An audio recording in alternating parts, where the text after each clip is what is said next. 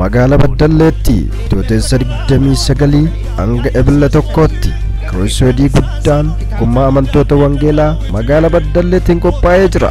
Guyyoota sadan kanatti namni Waaqayyoon raajii Masrat Taayyeen mata duree hafuura araara jedhuutiin nu tajaajilu. Lift it up! Look at them! Heal in the mighty name of Jesus Christ. Heal! Akka barbaaddu fuudhi raasiyam. Akkasumas faarfataan Solomoon Alamuu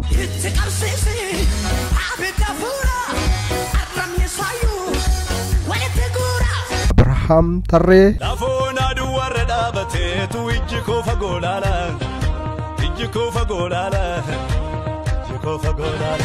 faarfataa Mararaa Tafarraa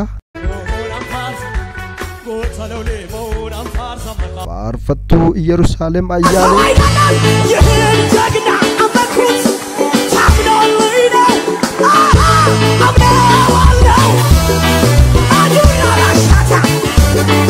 Maarree jiraattonni godina Bunnoo Baddallee godina Ilubaaboor godina Jimmaa አትቅሩ መጋቢት 29 30 ሚያዝያ 1 በበደሌ ከተማ ትልቁ ስታዲየም በሚደረገው በዚህ ታላቅ ክሩሴድ ላይ እንድትታደሙ በጌታ ፍቅር እንጋብዛችኋለን።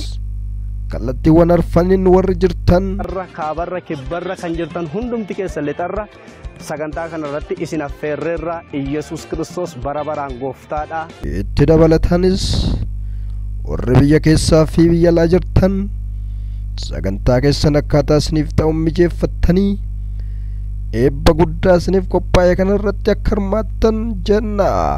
Kottaa guyyoota kanatti waaqayyoo insocho'a wangeelli mootummaa waaqayyoo lallabamaa namoonni dhukkuba daddaarraa dhibee garaagaraarraa siidhaa seexanaa garaagaraarraa hin hiikamu waaqayyoon moo waan jalalasaa waan fedhasaa hin hojjeta. Guyyoota kanatti hafuurri araara waaqayyoo akka nu argatu ni amanna. Hafuurri araaraa biyya keenyaaf haa ta'u jenna.